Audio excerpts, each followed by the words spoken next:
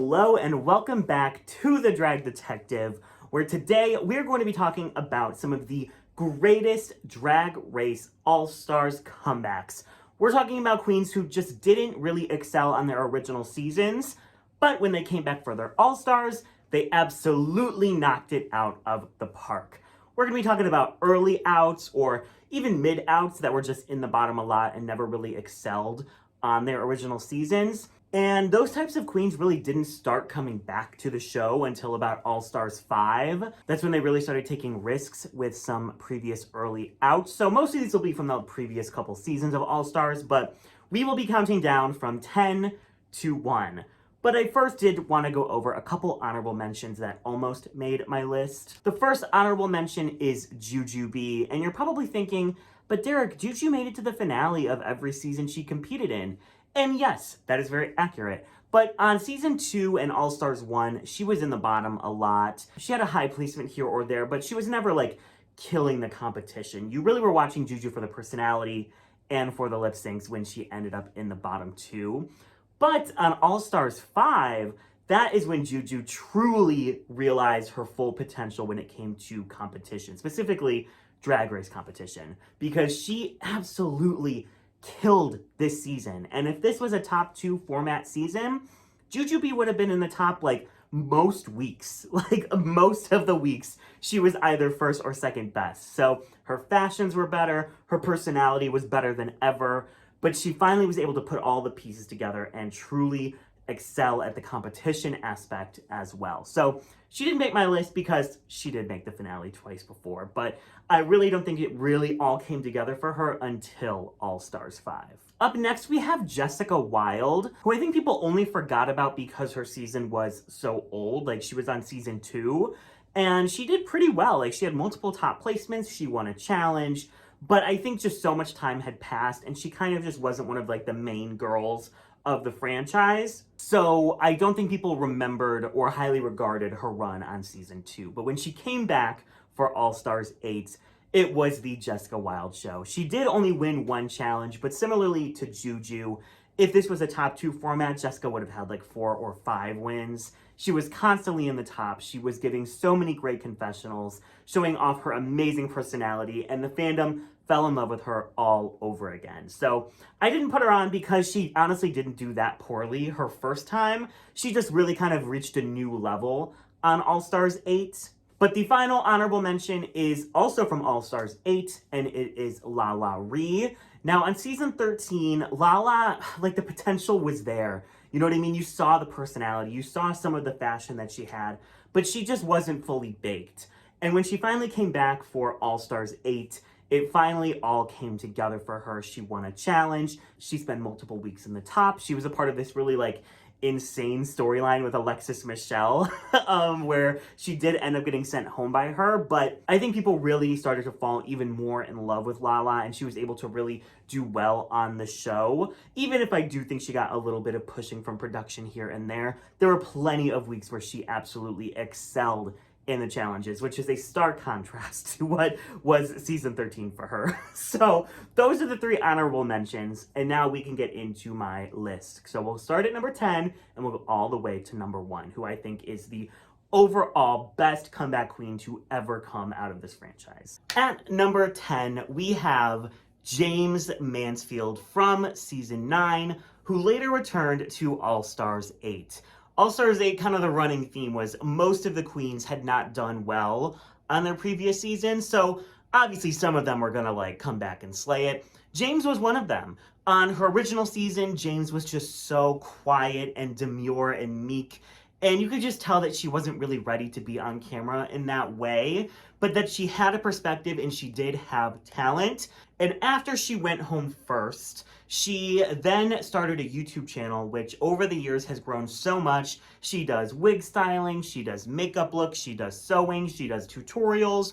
So Jaymes Mansfield, I mean, I think she's done like stuff with Trixie Mattel, she's done makeup, she's done her own hair. So she has really expanded her empire and really done impressive things for someone who was a first out. Like, she really was able to still capture people's attentions and make you care about her, even though she was only in what, 2 episodes, and there's like 700 queens in this fandom to split everyone's attention with. Like, she still was able to really capture people's attentions. I wanted her back for so long, and I was so happy when she did come back to All Stars 8.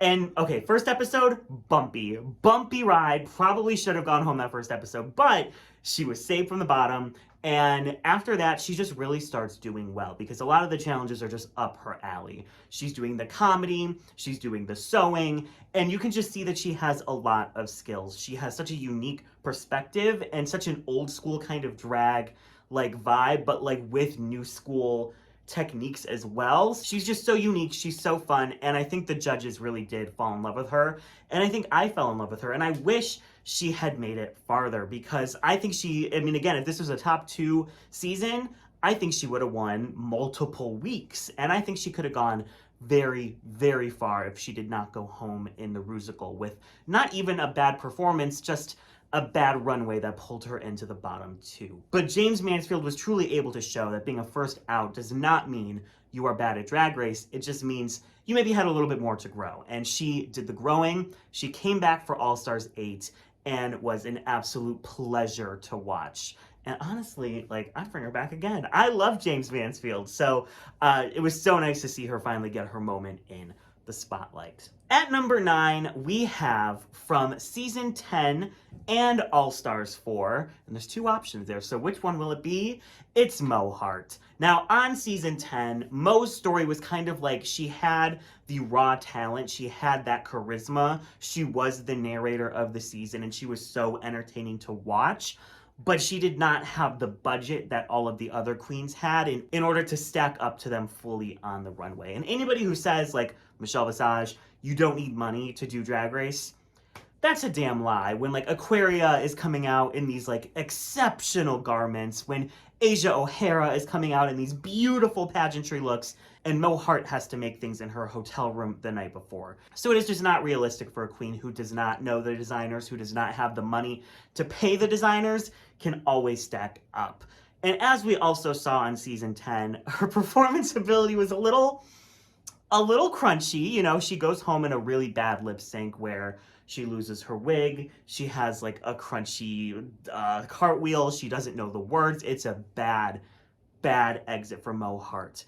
But she comes back the same year to All Stars 4 and absolutely smashes it. And for many people, she was the winner of that season, myself included. She obviously like had another crunchy lip sync, whatever, but she showed that she was able to lip sync way better. She had the money for all of the garments that she could possibly need. She had a very unique perspective. She was still the narrator. She still has that raw charisma that is going to propel her so much on the show. The RuPaul loved her, the judges loved her, the audience loved her. She was, I think, the main character of the season, and just watching her journey was so wonderful. She did end up coming back a 3rd time and like really wasn't able to have that same spark, that same like, I don't know, just like everything coming together perfectly like it did for her on All Stars 4 when she came back for UK versus the World. But I truly think it was such a glow up for her on All Stars 4 in such a short amount of time. So for me, I think Mo's comeback on that season, I mean, she won 3 challenges. She could have won even more. She should have been in that top 2. Mo Hart is one of my favorite queens of the franchise. Watching her journey, watching her like where her drag is at now, which is even more like different and evolved than her last time on the show. So I love Mo. I think she is the perfect example of why All Stars needs to take risks on some queens. Because if you looked at Mo on her first season, I don't know if she'd be the first person from that season I would bring back. But production obviously saw something and America saw something. And she absolutely proved everyone who was a naysayer of her wrong because she slayed All Stars 4. Up next at number 8, we have Aja. She's currently competing on All Stars 10, but I want to focus on her journey from season 9 to All Stars 3. Another, like, left her season and came right back and absolutely killed it. Aja on season 9, you know, she came in with this huge reputation. She was one of the first big social media queens to get on the show after Kimchi. And she was known for her looks, she was known for her makeup, she was known for her performances. And she got to set, and like when you see the Hitron grinder and you're holding it next to the guy's face, and it's just not matching up. You know, her makeup wasn't that great. You could tell that she was doing a lot of editing to get her photos to look as good as they did. And she was just kind of giving like young, bratty girl. And she really didn't excel in any challenge. She made it almost halfway, or a little bit further than halfway, honestly. But she lip synced a couple times, had some good lip sync performances, and kind of just went home. I don't think people lived for her. I don't think that she really had a fan base until the reunion when she calls it Valentina. And then people were like, oh, no, wait, we live for this girl because she's messy. But she comes back to All Stars 3, a season with so many super, super talented queens. You know, you have Ben de la Creme, you have Chi Chi DeVayne, you have Kennedy Davenport, like these huge, huge queens. And Aja was able to keep up with them. Like Aja on All Stars 3, I don't know what the difference was. Maybe it was just watching herself back. Maybe it was touring. I don't know what it was, but she just like, all the pieces came together for Aja on All Stars 3. She comes out the gate with that talent show where she jumps off the box. It's one of the greatest, if not the greatest talent show performance of all time. I also love that song. Level Your Pussy Up is everything to me. Then she does fantastic in the Divas Live challenge as Amy Winehouse. Her runways are incredible. She doesn't do super well in The Bachelor, but was kind of given an unfair bottom 3 placement when she could have just been low and we move on with our lives. But then she does Crystal LaBeija in Snatch Game. Absolutely kills it, was in the top again. Then we have the dreaded, you know, pop art ball where she gets obliterated by RuPaul for no reason because they wanted her to go, basically. But then she does incredibly in the comeback challenge, only to then not come back. But every week, Aja brought something super, super impressive to the show. Even if it was a week where her challenge wasn't great, her runway was great. Or if her runway wasn't as good, her challenge was great. Like, there was just so much that Aja brought to All Stars 3. She was such good TV. She was a narrator. People lived for her. And I feel like that goodwill has lasted a long time because, you know, when she came back for All Stars 8 as an assassin, people lived. She came back for All Stars 10 and people are living. And I'm sitting here like, I want Aja to win. This past episode, Aja was literally safe, but she was the main character of that talent show episode because she is just such good TV. She's a narrator. You just want to hear her opinion on everything, and she's going to give it to you. So Aja, I think, is one of the best success stories of All Stars. I think it was so amazing that she was able to come back so quickly and show so much growth. And I'm having even more fun watching her on this season because she is just killing it. At number 7, we have, from season 10, Vanessa Vanjie Mateo. Now, this is our first queen who came back, not to All Stars, but to a regular season. She came back the next season as the pork chop queen of season 10. You know, she looked crazy in that season 10 premiere. She gets booted right away in the design challenge, and she does the iconic Miss Vanjie exit that made so much noise, had so many memes, and so of course they were gonna bring Miss Vanjie back. She comes back the very next season, and it's kind of like a do or die moment because she has to redo that first challenge of hers, the design challenge, and she is able to knock it out of the park. She's in the top. And from there on out, we just get so many great Vanjie moments throughout season 11. We get some great lip syncs from her. We have the Get Out challenge that she's hilarious in. We have the Britney, like, worship challenge that she's amazing in. She gets into fights. She's causing drama. It's everything that you could possibly want from Vanjie on season 11. She is one of the main characters. She gets to do a showmance with Brooklyn Heights. She makes it all the way to top 5. Now, does she kill every challenge? No, she doesn't. But she was damn entertaining. She was so much fun to watch. And she did way better, obviously, than her first time because she was only on one episode. Vanjie on season 11, wonderful. She comes back for All Stars 9. I don't think it was it's kind of like a Mo Hart. Like she did pretty well in season 11 and wasn't able to really meet those same standards on All Stars 9. But I still think she's a great character. I think she's one of the best the show has ever had, and the show will always be wanting to have her in circulation on the pit stop or what have you. And I think that's because she was able to come back on season 11 and show how much she really does have to offer. And she's more than just a one-trick pony. Up next, we have, at number 6, Cheryl, formerly known as Cheryl Hole. And Cheryl is kind of a different case from everyone else thus far, because she just didn't do poorly on one season. She did poorly on 2 before coming back for her 3rd and absolutely killing her 3rd season. So Cheryl was on the very first season of Drag Race UK, and I would say most of her time there was kind of just mid. She was in the bottom a lot, and she did have some pretty poor weeks, but most of the time she wasn't that bad. She was just kind of safe, just kind of forgettable, and the week that she should have won is the week that she went home. But obviously we see this season is where she kind of gets her catchphrase that, like, it's time for another week of her to do mediocre. So she was kind of like in on the joke that, like, she's with all of these heavy hitters like the Vivian, like Bag of Chips, like Davina DeCampo, and she's just kind of there, like, just trying her best to keep up. But she makes it to top 4, she goes home. She comes back for UK versus the World, and pretty much from the jump, it was just, like, very clear that there wasn't a bunch of growth. She did okay in the first episode. She goes home in the second with a really bad design challenge look. A pretty poor ball overall for her. And it's just kind of sad because everyone wants Cheryl to, like, slay. You know, she's so, like, relatable. She's so, like, how can you not love Cheryl? But she just didn't bring what we wanted her to bring on UK versus the World. Cut to Canada versus the World season 2. She comes back, and I remember my initial thing was like, okay, like, I love her, but is Drag Race really the place where she is going to shine?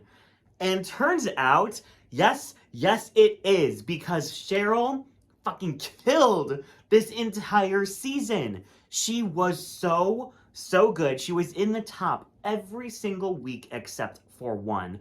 Again, she was in the bottom for, like, the ball design challenge, but I would say that she did a much better job overall and was only in the bottom because nobody really flopped the ball. Basically, every week she was doing so well. She, you know, she's in the slapbacks with Tongue Pop, which is one of my favorite Drag Race performance challenges of all time. Then she slays the Traders week. She's amazing in the roast. She's good in the Snatch Game. Like, she killed this entire season. And even in the Lip Sync SmackDown in the Final 4, there's an argument to be made that maybe she should have moved on to the top 2 because her lip sync with Alexis Mateo was pretty damn close.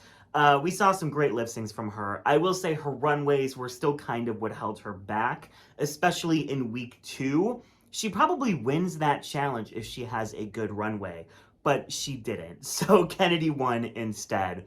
So she still is badgeless. Cheryl never won a challenge on the season, but to be in the top 5 out of the 6 weeks was an incredible run for her. And it was just so great to watch. It was just, like, heartwarming to watch because you want her to succeed in all of these seasons that she's flopping. So to watch her truly come back and reach her full potential, that is, I love Canada versus the World 2. I think it is so underrated. I think it's worth a rewatch. The cast is just so good. The chemistry with the cast is so good.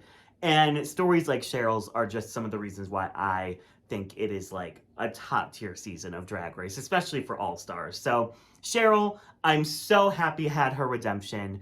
And honestly, if they wanted to bring her back a 4th time, I wouldn't even be mad. At number 5, we have from All Stars 6, TKB, Trinity K. Bonet. So on season 6, Trinity, kind of like Aja on her first season, she was just kind of bratty. She kind of complained a lot. It just kind of felt like she was kind of immature. Like, honestly, she just came off very immature on season 6, especially when she's up next to so many powerhouses like Ben de la Creme and Bianca Del Rio and Courtney Act. There was definitely a stark contrast in some of them versus her. And for most of the season, she does kind of poorly. You know, she does kind of hit a stride mid-season where she does well in a stand-up challenge. She gets partnered with Bianca for a commercial challenge and they do super well. But then it just kind of, like, fizzles out and she goes home in the that, like, challenge where they're interviewing Cher's mother and son, which was so random, but whatever. The thing that really stood out about TKB on season 6 was her performances. Her lip syncs were incredible. She also had some great runways, but really I think what was holding her back was her attitude. So she comes back for All-Star 6 and bombs the first week. Probably should have went home. should probably have went home that first episode, but she didn't. And luckily, by episode 3, she really hits her stride. And we start seeing a really confident Trinity. You know, something that we didn't really see of her on season 6 was confidence. And she came into a lot of these weeks like, I got this. Like, I am that bitch. I know I'm that bitch. This doesn't last for the whole season, as we do kind of see that inner saboteur come out multiple times. And I think that is what leads to her being in the bottom a few times. But overall, Trinity slayed this season. Like, absolutely killed it. And all anyone could talk about during that season was the comebacks from it, because there were so many queens that people just did not peg as being like, you know, huge stars of the show who are going to kill every week that were killing every week. And TKB was one of those. But she's not the last from All-Star 6 that we will talk about on this list. At number 4, we have Trixie Mattel, the winner of All-Stars 3. Now, Trixie on season 7, I don't think she was bad. I just don't think she was fully realized. I don't think that she had the confidence that she would have later to really just be able to tackle the challenges that were thrown at her. The challenge that she probably should have won, the parody like musical challenge, she went home on. She does get brought back. She makes it another episode or 2, and then she goes home again. Like, this was just a season with a lot of really heavy hitters, so Trixie just, I think, got lost in the shuffle. But following her season, we see Trixie blow up online. She's in with Katya, she's releasing music, she's doing all of these things and really becoming a main staple of the franchise, which is kind of crazy for someone who, you know, went home 4th, came back for 2 more episodes, and then went home again. Like, it's not like she was like a main focus of season 7 at all, but people really started to love her personality and her take on drag. So she came back for All-Stars 3, and basically from the gate was just like so much better than she was on season 7. You could just tell that she was so much more assured in what she was bringing to the competition. You know, she's playing the auto harp for the talent show. She is doing Dolly Parton in the Divas Live challenge and killing it. She's doing super funny in The Bachelor. She hits a roadblock in the Snatch Game, which was a very low point for her. But after this point, for the rest of the season, she just starts killing it. The pop art ball. She's great as IQ Kitty in the girl group challenge. She wins the acting challenge. And then in the finale, she absolutely kills the performance. So while I don't think that Trixie was the best on this season, I mean, obviously, I think there were 2 people that did better overall. I think this was a wonderful, wonderful redemption for her. And, you know, obviously there's many reasons why she did win, things that led to her winning, that if those factors weren't there, I don't think Trixie would have won this season.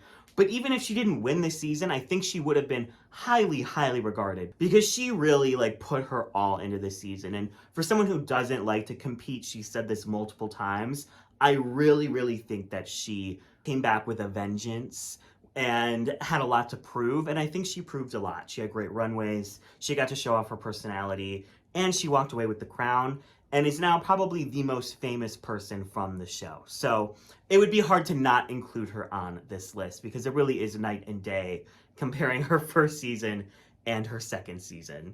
At number 3, we have Raja O'Hara from season 11, who then returned to All-Star 6, and I think Raja is just one of those people that made All-Star 6 work, because when you look at the cast, you see Raja's there. I don't think many people were excited, because she had a rough edit on season 11. She was the villain. She was getting into fights constantly. She was talking down to other girls. She was disrespecting other queens' drag. It just kind of felt like she was a pageant girl that had a kind of small mind about what she thought drag could be, and that is what held her back on her season. And it just felt like she had a lot of emotions that she needed to kind of work through, because there was a lot of anger. Did it make great television? Absolutely, but it made the fandom absolutely hate her. And on top of that, she just didn't do that well on that season. She was in the bottom a lot. She made it about halfway, but I don't think she was ever in the top. I don't think she had 1 top placement. And she eventually gets kind of rigged out of the season, because they were like, it's your time. We've had enough of Raj. It's time for you to go. You made it as far as you can go. But looking at her time on All-Star 6, she comes in and it just feels like a completely different person. And I think from even that premiere, people were already open to the idea of maybe changing their minds about Raja, because she was very heavily disliked. But the energy that she came into All Star 6 with was just so different. It was so inviting. It was so charismatic. And it kind of felt like she knew, like she got it. You know what I mean? Like she's like, I get y'all don't like me. I completely understand why. But let me show you the other parts of me that I was not showing on season 11. And that is what she did. And it just made everybody fall in love with her throughout the season. I don't think we've seen such a drastic 360, 180? Oh, I'm giving pheromone here. Whatever. I don't think we've seen such a drastic 180 turn in being so almost universally hated on your first season to universally beloved on your second. Like, it was just such a stark change. It was such a quick shift. And I think it really is because she just let herself have fun on All Star 6. And we saw that in the challenges. She was in the top constantly. She won 2 challenges. She almost never let anybody down. Like, even her bottom placements, I don't think she was that bad. Like, I don't think she was, like, terrible.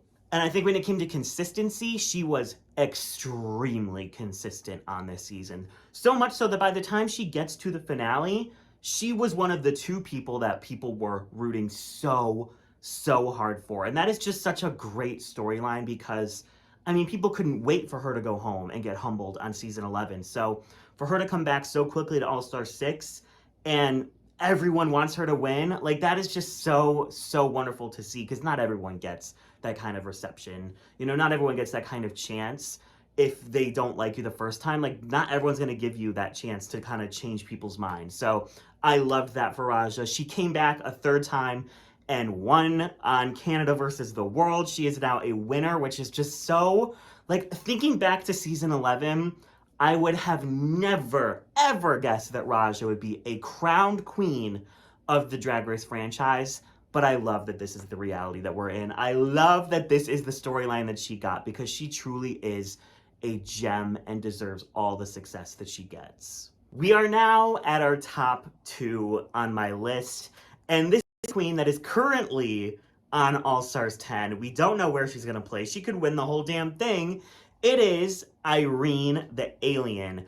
One of, if not the most disappointing first out on season 15. She has the lowest placement of any queen ever, with 16th place. I honestly feel like it was such a travesty that we lost to Irene first on that season. I mean, she was cutting up with luck. She was spilling the tea. She was throwing shade. She was doing all of those things in the first 5 minutes. She was the first one to enter the workroom because they knew she would be that bitch to bring the entertainment, and bring the entertainment she did. She was so funny in that first episode.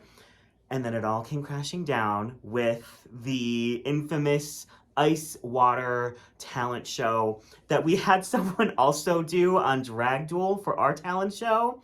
And Miss Trisha Can was also in the bottom for that. Shout out to Trisha. But it really felt like, yeah, she deserved to go home based on that one episode, but it still didn't feel like her time. And I think she proved that that was the case, because she came into All Stars 10 with a vengeance. She came out swinging from the second she got there. She wins all 3 of her episodes in her bracket, rightfully so. She wins one of the lip syncs, then she comes back. She has a much better talent show than her first season. Her runways have been absolutely insane. Some of my favorites of the season.